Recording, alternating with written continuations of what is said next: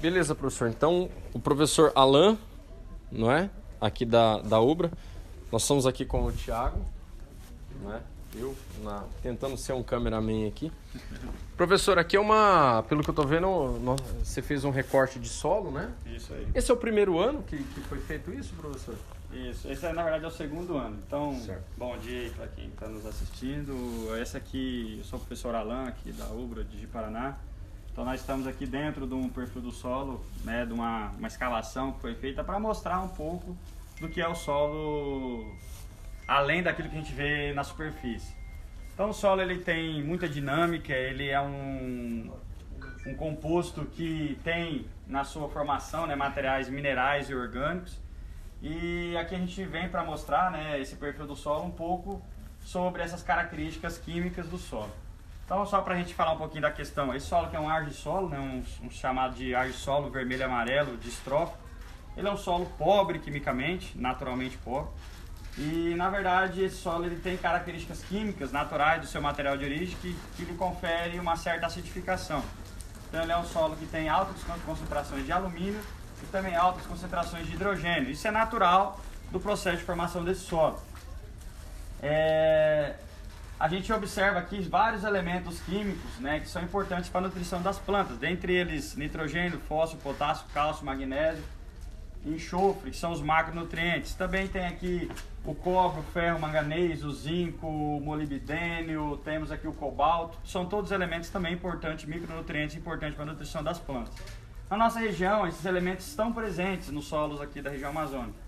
Mas um grande problema que a gente tem, o vilão aqui da história toda, é o hidrogênio e alumínio. Eles, em altas concentrações, causam intoxicação. O hidrogênio acidifica o solo em excesso e o alumínio vai causar intoxicação na raiz das plantas. Então a recomendação que a gente faz é o quê? É que nas regiões como a nossa, a gente seja feitas análises de solo para saber a real concentração desses elementos e com isso fazer as devidas correções. Para ser feitas as correções, a gente usa um produto muito interessante que é o calcário. O calcário ele pode ser vendido na sua forma em pó, né? Então esse produto ele deve ser jogado na superfície do solo de acordo com a recomendação. E essa quantidade de calcário a gente só se sabe a partir da análise de solo. Essa região aqui nossa, ela pega em torno de 1.000 a até 3.000 quilos de calcário por hectare. É uma média que a gente já tem com base em análises históricas que a gente já tem aqui nessa região. O calcário, ao colocar ele no solo, o que ele faz? Ele melhora a fertilidade do solo do ponto de vista químico, principalmente. Então, o calcário ele coloca no solo, a sua concentração é de cálcio e de magnésio, né? E ele também libera a hidroxila, o OH. Então, falando um resumo geral, o calcário ele aumenta a fertilidade de solo com base nos teores de cálcio, aumenta as concentrações de magnésio e a reação química que ele faz com o solo, ele se liga ao alumínio, que é um vilão aqui do solo, e faz uma ligação química que precipita o alumínio. Então antes ele estava aqui em cima incomodando a raiz das plantas, agora ele é levado embora com a chuva. Então quem faz isso é o calcário, ele se liga com esse alumínio. Na verdade, a hidroxila, que é liberada pelo calcário, se liga ao alumínio, vira um hidróxido de alumínio e ele precipita. Essa mesma hidroxila que é liberada com o calcário se liga ao hidrogênio e vira água. Então ele neutraliza a acidez do solo e retira o alumínio tóxico.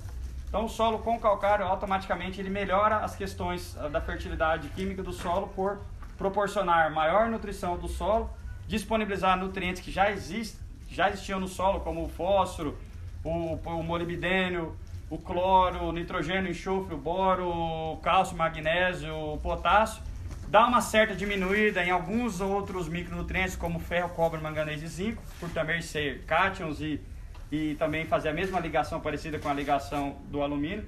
Mas a disponibilidade desses micronutrientes, apesar dela cair um pouco, o ideal é se trabalhar com solo com pH na faixa de 6,5, que é um pH aí onde você não vai ter problema de cair tanto os micronutrientes do solo.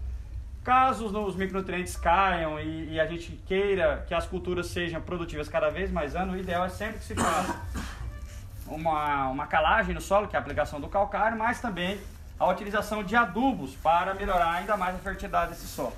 Então toda a cultura ela extrai uma grande quantidade de nutrientes, então todo o processo produtivo é importante, fazer análise de solo, fazer as aplicações de calcário, que para a nossa região aqui no sistema de produção recomenda-se pelo menos um mês, esperar esse calcário reagir no solo para depois vir e colocar adubo e implantar as culturas. Na literatura e em outras regiões do Brasil é de 2 a 3 meses que se recomenda a aplicação do calcário, mas para nossa região, por ter alta concentração de chuva e calor, 1 mês aqui é praticamente suficiente para o calcário reagir no solo.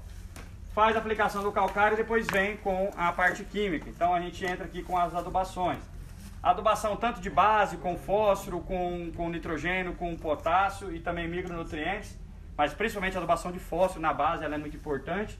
E depois a gente vem com as adubações de cobertura, com nitrogênio, potássio e o também de micronutrientes. E também é importante a gente, após feitas essas adubações, observar se a planta realmente está usando esses nutrientes, se realmente está na folha dela. Então a diagnose visual, a observação, a análise foliar é muito importante. Para isso a gente, se observar que mesmo colocando os nutrientes no solo, ele não chegou até a planta, é importante também se a gente está usando aí alguns adubos foliares que faz esse complemento, ajuda ainda mais na questão da adubação, complementando os nutrientes que estão faltando e automaticamente melhorando a produtividade das culturas e, claro, garantindo a maior rentabilidade para o produtor. Porque o que a gente quer não é só falar de fertilidade, a gente quer ver o produtor ganhando mais dinheiro e isso só se dá a partir de uma análise do solo, uma calagem bem feita, dentro da quantidade certa, uma adubação correta. Consequentemente, a produção de grãos, de frutos vai melhorar e essa rentabilidade ela vai acontecer. Muito obrigado.